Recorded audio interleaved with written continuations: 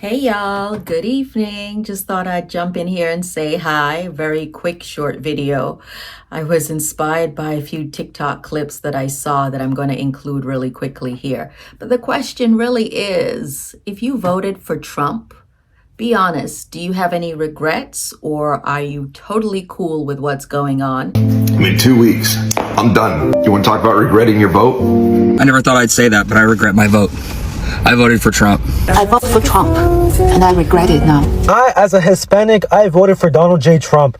Dude, I regret it so much, man. I am regretting my vote for Donald Trump. I voted for Donald Trump, and now I regret it. A lot of people who were like me voted for Trump and have to account for that. I regret voting for Trump. So deeply regret my vote for Donald Trump.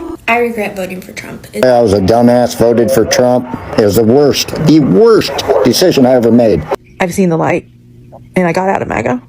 A lot of us there have seen the light. We have deep regrets. I feel guilty because I voted for Trump twice. I feel very guilty because I feel responsible. That's why he's still running. I was with Trump for 9 straight years. I'm disappointed. I'm very disappointed in Trump right now. He's standing here today, blocking the door, and he can't give us a good reason why he's blocking this door. Make sure they see right here, all access entrance. We're coming in. We're coming in. We're coming in. Don't block the door. We're coming in. Who are you? You're not coming in. Who are you? Who are you? Who are you, sir? Do you have business here? Yes. Yeah. And what do you do here? What do you do here? Security responsibility. Get out of the way. We pay for your job. We pay you. By what authority can you deny members of Congress their oversight role? If you don't have a business reason to be here, you do not have authority, sir. You do not have authority.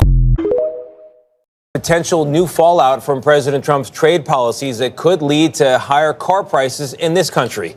Yesterday, President Trump signed executive orders imposing 25% tariffs on all imports of steel and aluminum, including from our 2 biggest trading partners, Mexico and Canada.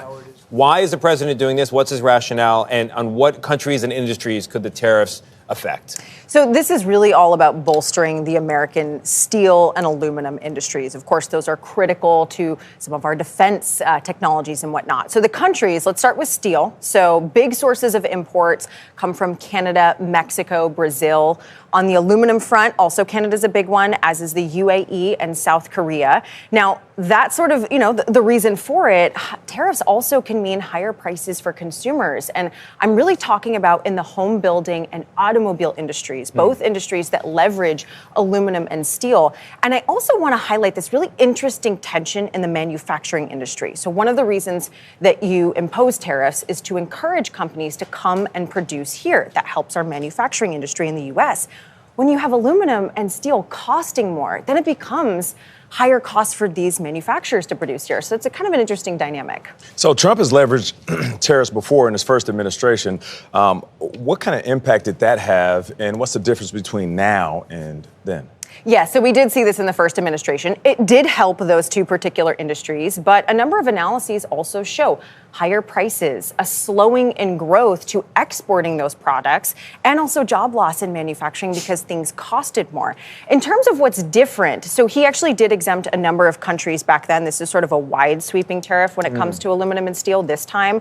I will note the Biden administration did roll some of those tariffs back, but they also did impose a similar tariff on Mexico. They were targeting steel and aluminum that wasn't made in Mexico, was actually made in China coming into this country. So there is some bipartisan effort when it comes to aluminum and steel tariffs. And who exactly is running our country? Because I don't know. Right now, it's not exactly looking like Trump. Not really. He's not looking very presidential. But maybe that's just me. I'm sure by now you've seen this image of Elon Musk in the White House with his son, and you may have thought, oh, how cute. What I thought, and many Americans thought, is how emasculating it looks for the President of the United States, while Elon Musk apparently looks like he can do whatever he wants to do when he wants to do it. But we'll come back to A federal judge in Washington paused a takeover by billionaire Elon Musk and his team, blocking their access for now from a sensitive Treasury Department payment system. That system holds personal information on millions of Americans, from Social Security numbers to bank account details. A group of unions argued the agency was illegally sharing information with Musk's team, known as the Department of Government Efficiency. Also today, an effort to purge the federal government of workers has been paused until Monday by a federal judge in Massachusetts. In an unprecedented move, Musk's team directly emailed 2 million civilian federal workers, urging them to take a deferred resignation offer by midnight tonight, promising pay through September.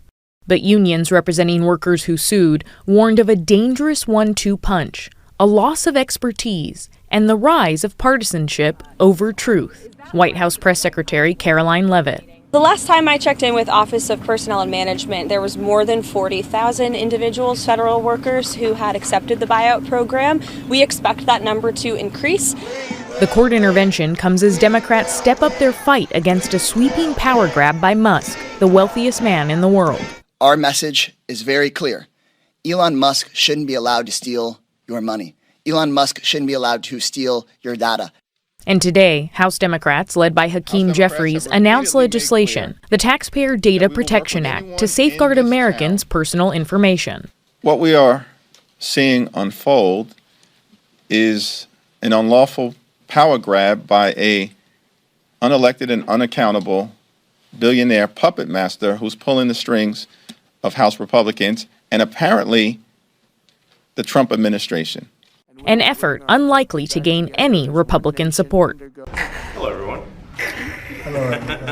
X, are you okay? This is X, and he's a great guy, high IQ. He's a high IQ individual. And he's got this. Check out this cool chain he's got. How great is that for the average American?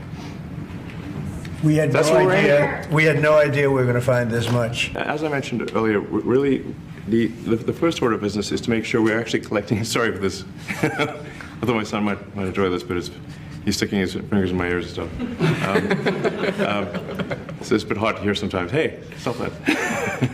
It's essential for America to remain solvent as a country, and it's essential for America to have the resources necessary to provide things to its citizens and not simply be servicing vast amounts of debt.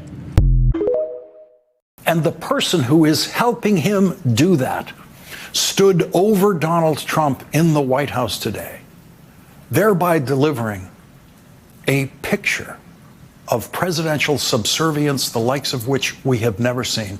The most powerless image of a president of the United States ever created by a camera. There it is. In that shot, Elon Musk is doing everything he possibly can to tell the world, without saying a word, that Donald Trump is not the boss of me. Donald Trump is the boss of the other adults in that shot, Stephen Miller and Will Scharf, and that's why they are following Donald Trump's lead on the dress code for the Oval Office, which is the same dress code that has existed for every previous president.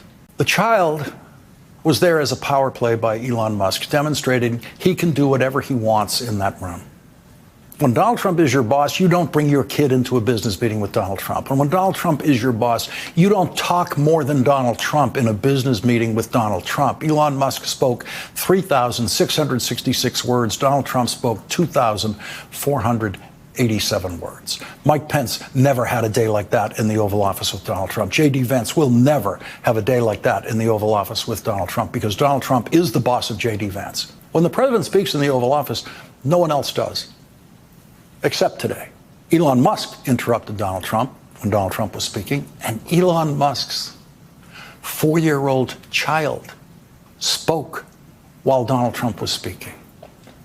And nothing could demonstrate the power of Elon Musk more than his child speaking while Donald Trump was speaking. Good morning. It is Wednesday, February 12th, 2025. Elon Musk held a press conference in the White House. Now, I'm not going to talk about what Elon said. I'm going to talk about the visuals, what it looked like. But what we have is Elon Musk standing beside the Resolute desk in the Oval Office of the White House. And he's gesturing wildly, and he's smiling, and he's laughing. And he's taking questions from the press. He's wearing a t-shirt and a black baseball MAGA cap. At the Resolute desk, Trump is sitting there, kind of slumped over, quiet.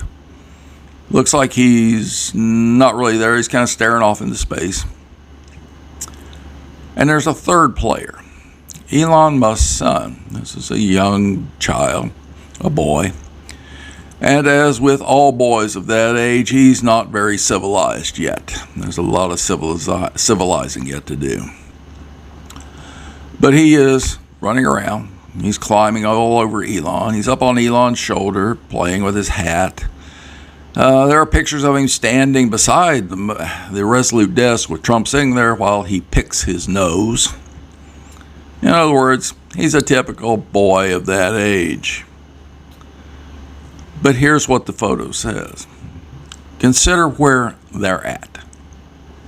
They're in the Oval Office in the White House with the President of the United States. Theoretically, the most powerful man in the world. And Elon, dressed in his t-shirt and his baseball cap with his kid running around, is clearly demonstrating, I bought this, I own this, I own him, and you are dealing with me. The sheer volume of disrespect for the office of the president, for the location in the Oval Office, and for the entire United States of America is palpable. You can feel it in the room. Elon bought this, he owns it, and he'll do whatever the hell he wants to with it. And Trump is his stooge. There's nothing could be clearer than that. Donald Trump is simply the old man sitting there looking like a bored grandparent while the adult in the room talks. It's very clear. Go look at the videotape. Tell me I'm wrong. Go look at the pictures. See if you see something else. Sad. And I just thought I would end it with a really nice clip sharing what it looks like when a government cares about its people. Just watch this. I am 35 and a half weeks pregnant, and I'm going to show you everything that I have got in my Scottish baby box. Everyone who lives in Scotland is entitled to this free box. It's funded through the government, and you get it delivered, I think, between like 33 and like towards the end of your pregnancy. And we're going to go through everything that is included in here. I think it's absolutely amazing, but I do just want to start by saying that I know I don't live in Scotland right now, but I actually applied for it before I moved down to England, and we are moving back to Scotland. So I'm in England right now, but I've still managed to get my hands on the baby box, which is amazing. So again, I just want to say this is completely free. It turns up at your front door. If you're in Scotland, you just need to get the baby box leaflet. You need to get your midwife to sign for it, and you just send off for it, and it turns up when you are around 34 weeks. So let's go through everything that's in it. We have a cellular blanket. We have a baby sling, some breast pads, some maternity pads, a baby sponge, lots of clothing ranging from vests to pairs of socks, bodysuits, more vests, sleep suits, more baby grows, long sleeve baby grows, short sleeve baby grows, and this ranges from newborn up to 1 month to up to 3 months to up to 6 months. So there is a range of clothes. I don't know if I would yeah, I guess they would work for both boys and girls, but you get a range of baby clothes. You get a comforter, a digital bath thermometer, a toothbrush, a hat. You get a, I think this is a bath towel, yeah, a little hooded bath towel, a changing mat. This is a play mat, a pair of trousers, another pair of trousers, a little fluffy jacket like this, pack of muslins, 3 baby books, a pair of scratch mitts, emery board, nail files, a digital health thermometer, a little teething toy, a bib, 2 packs of condoms, and then 2 bed sheets, because the box can actually be used as a crib because it also comes with a mattress inside. So these are the sheets for the bed. So that's essentially everything that comes in the baby box. There are a couple of leaflets in there as well that just explains why they do it, and explains all of the contents inside. Again, I will just reiterate that although I am in England, I did apply for it when I was living in Scotland. I will be moving back to Scotland. But yeah, I think this is amazing. It's so good for anyone who just needs the essentials. But yeah, if you have any questions, let me know. But that is the Scottish baby box.